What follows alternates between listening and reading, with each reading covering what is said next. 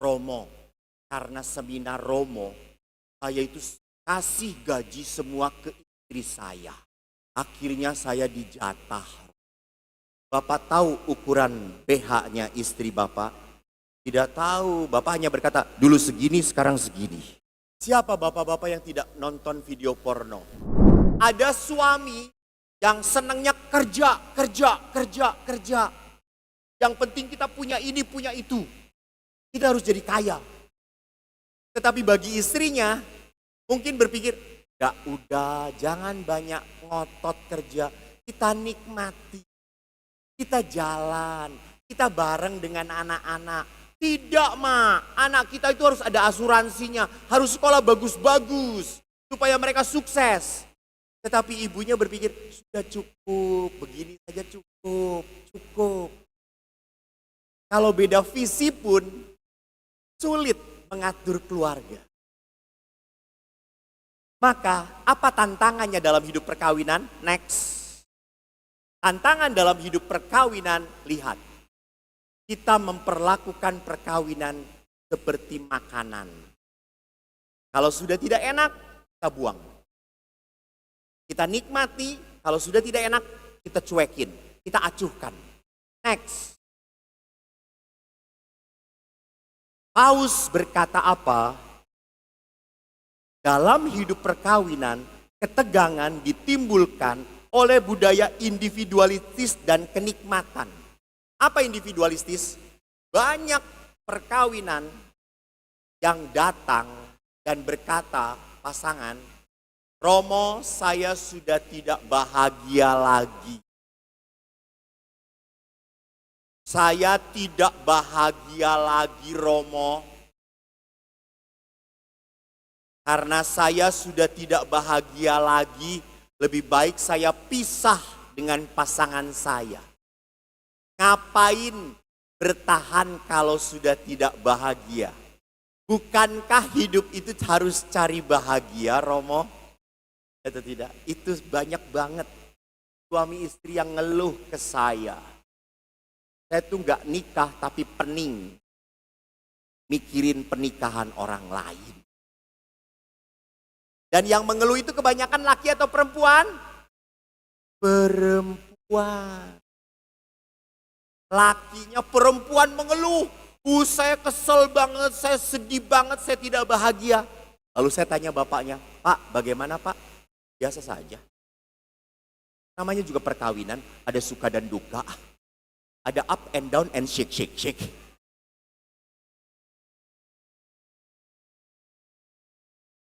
Memang suami itu selalu gampang. Sudah mah jangan dipikirin. Sudahlah. Kalau perempuan pikir terus. Lihat, bapak-bapak. Kalau Anda pergi keluar dari Nabire, pergi ke Jayapura, siapa yang menyiapkan baju-bajunya? Istri. Bapak tahu ukuran BH-nya istri Bapak? Tidak tahu, Bapak hanya berkata, dulu segini, sekarang segini. Coba ibu, tahu ukuran celana dalam suami? Tahu. Sampai ukuran celana dalam pastor paroki juga tahu.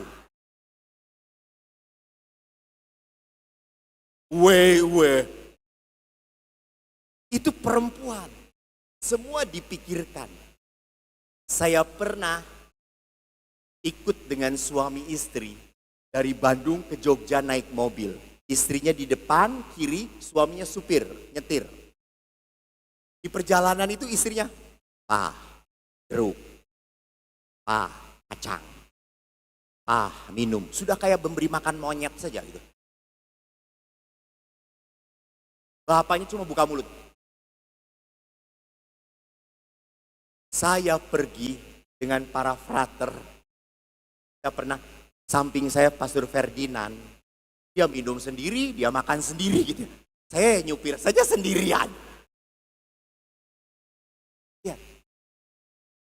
Laki-laki. Ngapain dipikirin? Coba lihat kalau tidur. Bu, kalau tidur. sama-sama.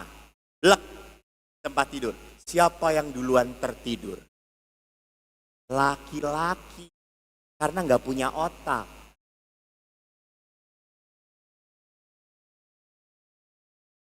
Laki-laki otaknya nggak pernah dipakai, langsung tidur.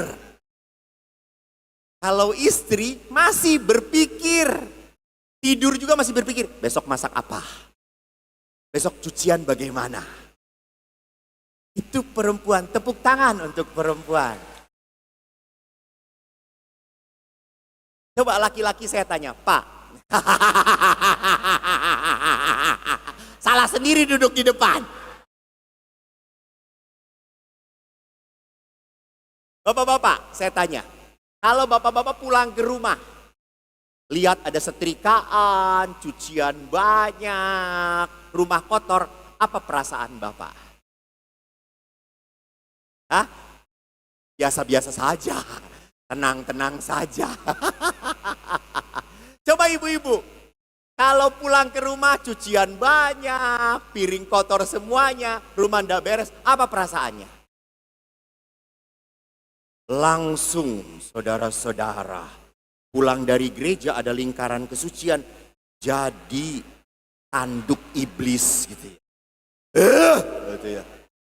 Apalagi lihat suami datang langsung putar TV, duduk. Lalu ngomong, mah, kopi mah. Tolong buatkan kopi lalu siram pada dia, nih kopi. Melihat ketidakberesan, suami istri pasti tidak pernah nyaman.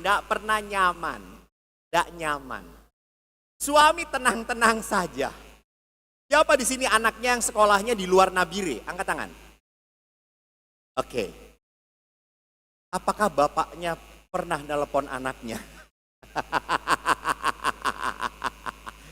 Tidak, selalu ibunya. Dan apakah anak kalau ditelepon ibunya senang atau tidak? Tidak. Mama telepon terus. Apa sih, Mah? Gimana, Dek? Kamu sehat? Mah, lihat, Mah, masih hidup.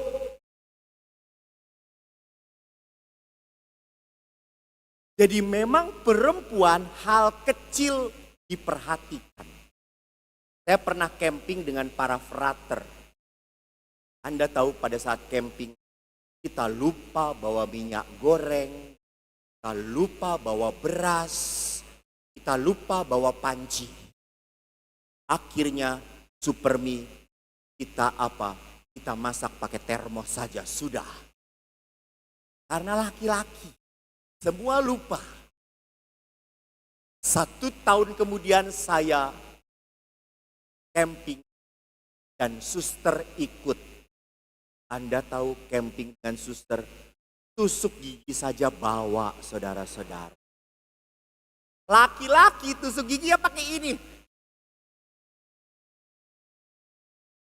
Perempuan beda, semua dipikirkan. Itu beda. Jadi bagi laki-laki mungkin udahlah nggak perlu dipikirkan. Tapi bagi perempuan dipikirkan. Itu bedanya. Saya beberapa hari yang lalu di Tembagapura. Anda tahu dingin tempat itu. Lalu punggung saya linu. Saya bawa salon pas. Saya tinggal sendirian di asrama, di mes. Malam-malam saya mau pasang salon pas di punggung. Tidak ada yang dimintai bantuan. Akhirnya saya pinter. Saya pakai isolasi, saya tempel salon pas pintu. Lalu saya nempel ke pintu. Setelah dicabut yang nempel solasinya, bukan salon pasnya. Anku, kata saya. Itulah perkawinan itu penolong. Tetapi kalau kita tidak mau memikirkan apa yang dipikirkan pasangan, menjadi penyusah, penyulit kehidupan, ngerepotin.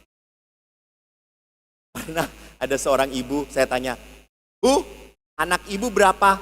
Yang lahir dari kandungan saya 3, yang datang ke dalam hidup saya 1, jadi 4 anak saya. Siapa nomor 4? Suami saya. Dia selalu saya urusin. Lihatkan para suami kalau Anda pergi ke undangan. Siapa yang membuat pas bajunya matching? Ini dari kemarin selalu matching. Siapa yang menyiapkan baju ini? Istri. Bapak senang nggak pakai baju ini? Terpaksa.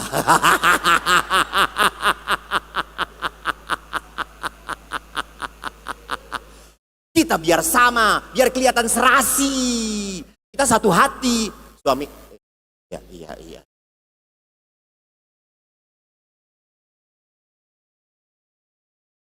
Lihat di sini bahwa tidak mudah untuk hidup bersama.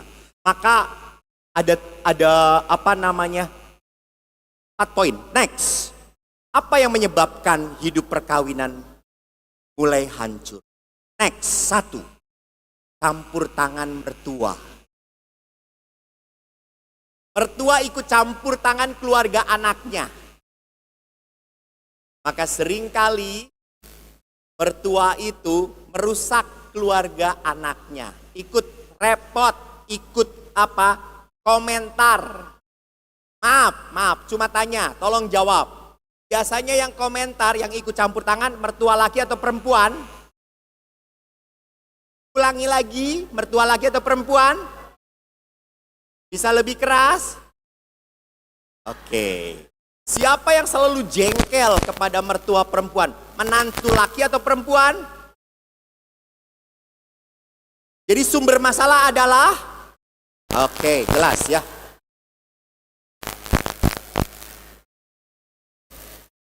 Bapak-bapak, Anda adalah orang yang terberkati.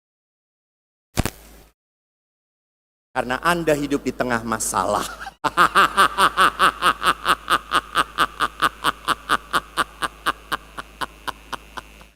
Anda tidak buat masalah, Anda yang menjadi nanggung masalahnya. Mertua perempuan. Sekali lagi perempuan tidak bisa diam. Tidak bisa diam. Karena perempuan itu seperti saya kemarin katakan, kalau punya masalah harus apa? Ngomong. Laki-laki kalau punya masalah, diem. Maka laki-laki kalau punya masalah, diem, tiba-tiba mati aja. Karena dia menyimpan masalah. Gitu. Ya gantung diri bahkan gitu ya. Maka intervensi, orang tua juga kadang-kadang apa? Membuat kita makin jaga. Kamu enggak boleh kayak gitu, kamu harus gitu. Dengan anak-anak enggak boleh kayak gitu. Lihat, seringkali cucu lebih senang tinggal dengan di rumah opa omanya. Karena opa oma boleh semua. Saya itu dulu waktu kecil, coretin tembok saya, tembok rumah, saya ditempeleng oleh ayah. Tembok jangan dicoret-coret. Padahal saya masih kecil. Gak boleh, bersih tembok itu. Kamu coret-coret di kertas. Ayah saya tinggal dengan adik saya nomor 3. Ada cucu. Lalu dia coret-coret tembok. Saya lihat, terus saya tanya kepada ayah kok gak ditempeleng? Masih kecil. Kenapa saya ditempeleng? Karena kamu anakku, ini cucuku. Jadi perhatikan bahwa seringkali kita mendidik anak pun ribut dengan orang tua kita. Bahkan kalau kita gaduh dengan suami, dengan istri, kita ngobrol kepada mama kita. Ma, suami saya bentak-bentak. Kadang-kadang ada mertua yang mengatakan, ya sudah, kalau sudah gak cocok pulang saja ke rumah. Ingat, itu bukan suara malaikat, itu suara iblis, saudara-saudara. Tidak boleh seorang mertua bicara seperti itu pada anaknya. Next. Kedua, masalah apa yang membuat keluarga seringkali pecah? Ekonomi. Ribut. Bapak Ibu, coba saya tanya. Bu, 1 juta berkat atau bukan? Uang 1 juta. Berkat. Kalau 10 juta, berkat. Lebih enak yang mana? 10 juta, betul. Ibu normal. Betul. 1 juta berkat, tetapi pada saat ada 10 juta, kita cari yang 10 juta. Lihat, apa yang saya mau katakan? Manusia itu tidak pernah berhenti punya keinginan. Tidak pernah puas. Tidak pernah puas. Namanya keinginan itu selalu muncul. Selalu muncul. Saya dengar ibu-ibu di sini, handphonenya senangnya iPhone. iPhone Amerika. Saya lihat ada suami istri, handphone istri terbaru, handphone suami sudah retak sana sini. Karena istri butuh handphone bagus untuk nonton drama Korea dan drama cinta. Betul ibu-ibu? Anda berdosa.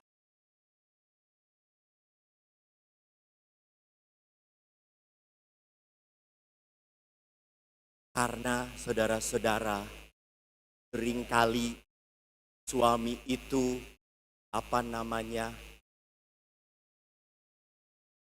terlalu jujur salah, gak jujur salah. Romo, karena seminar Romo, saya itu kasih gaji semua ke istri saya. Akhirnya saya dijatah. Ini untuk rokok, ini untuk pulsa. Sudah sebulan. Emang saya enggak perlu minum Romo, emang saya enggak perlu jajan, saya mengemis. Apalagi istri itu adalah bendahara yang paling pelit. Gampang masuk, susah keluarnya, Romo. Sedih. Maka pernah saya diajak makan bapak-bapak. Habis main badminton. Romo, kita makan sate kambing. Wah, kita makan sate kambing. Oh, kalau nggak salah 100 tusuk karena 10 orang. Makan, enak. Setelah makan, bapak-bapak itu berkata, kamu bawa uang. Tidak, kamu tidak. Dari 10 itu tidak ada yang bawa uang. Lalu seorang bapak itu tanya pada saya, Romo ada uang? Ada. Maaf Romo, kami tidak bawa. Bisa pakai dulu? Ini uang kolektor. Tidak apa-apa, pakai dulu saja. Baru kali itu saya makan daging kambing haram, saudara-saudara. Karena pakai uang kolektor. Bapak-bapak.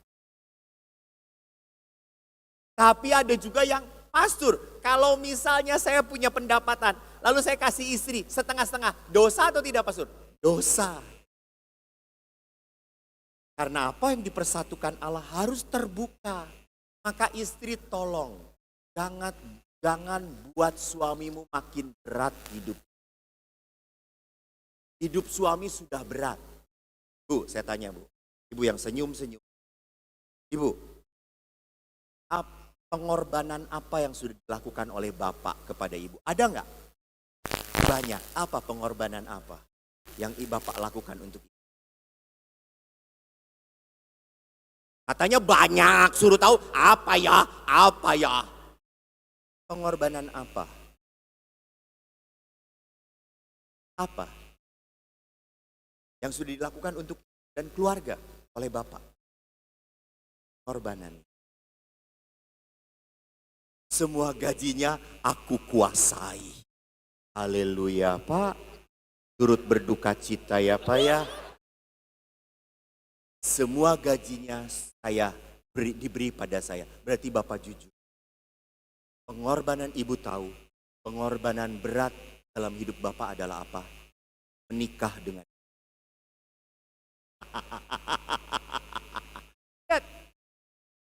Bahwa tidak hanya saya berkorban, dia juga harus berkorban. Ya memang itu perkawinan. Maka next, masalah lain adalah komunikasi. Kita sudah tidak ngobrol lagi dengan pasangan kita. Coba saya tanya, kalau Anda ngobrol dengan pasangan, ujung-ujungnya apa? Berantem. Ujung-ujungnya berkelahi. Karena ngomongnya selalu bukan quality time tapi quality control. Kita mengontrol suami saya. Mana kamu habis kerja? Tadi kok tidak ada. Oh, kok kamu bau parfum?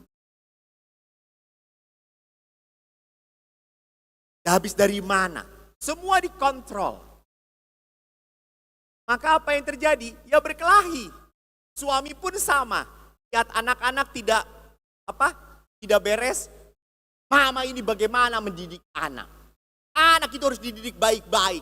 Bagaimana ini? Salahkan. Maka apa yang terjadi?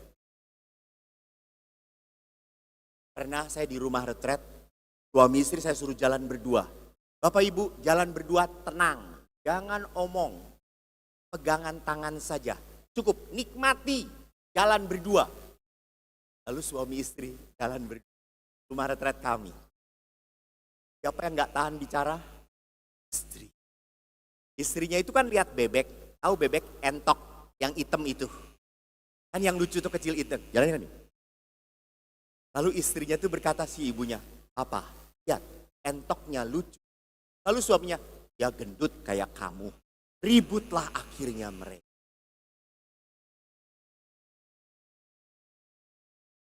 Jadi lihat, kenapa dulu waktu pacaran bisa ngobrol enak? Karena kita nggak melihat negatifnya. Kita tidak melihat kejelekannya. Tapi pada saat setelah menikah, kita meributkan kejelekan. Kamu tuh memang tuli. Kamu tuh nggak keras kepala. Kamu tuh memang nggak mau mendengarkan. Kamu tuh memang nggak bisa diajak bicara. Banyak sekali ibu-ibu yang selalu mengatakan, Romo, suami saya itu makin bodoh sekarang. Kalau ditanya, gimana Pak? Hah? Gimana ini? Hah? Ini gimana? Terserah. Ibu-ibu jangan lupa, suami Anda menjadi bodoh karena menikah dengan Anda. Dulunya dia pinter, tapi menjadi bodoh karena menikah dengan Anda. Tapi kalau Anda merasa memang dulunya dia bodoh, pastor, berarti Anda tolol. Tahu bodoh kok dikawin. Next.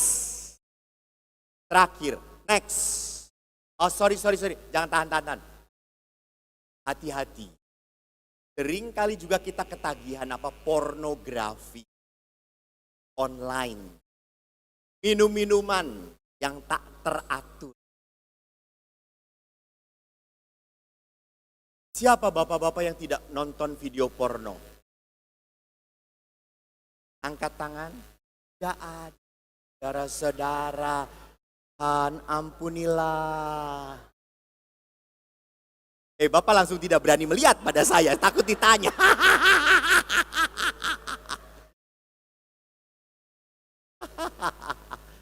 Ya, bapak-bapak menonton video porno.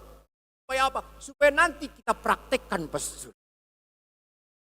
Bapak-bapak itu pernah ada, Romo, boleh tidak? Kalau kita bersetubuh dengan istri kita dari atas ke bawah. Dari bawah ke atas. Allah. Baru 5 detik saja sudah keluar. Lihat. Pornografi adalah sesuatu yang salah. Jangan lupa, seksualitas itu adalah berkat Tuhan. Betul. Tetapi hanya sah dilakukan dengan pasangan dalam cinta kasih. Karena itu, seksualitas itu adalah suci. Tolong, jangan ditafsirkan. Setelah seminar, istrinya berkata kepada suaminya, ayah, seksualitas itu suci. Maka sebelum kita melakukan, kita rosario dulu ya. Dia tidak pernah punya anak selama-lamanya. Karena suaminya, sudah cukup rosario saja gitu ya. Next, mari kita lihat perubahan karakter pasangan. Maka next, terakhir saya katakan apa? Tidak kelihatan. Apa akibat dari perceraian? Bapak Ibu, perceraian itu melukai tidak hanya pasangan, tetapi juga anak-anak. Kenapa begitu banyak sekarang pasangan yang mau cerai? Lihat angka perceraian per tahun ada 420.000 kasus yang minta cerai dalam Departemen Agama.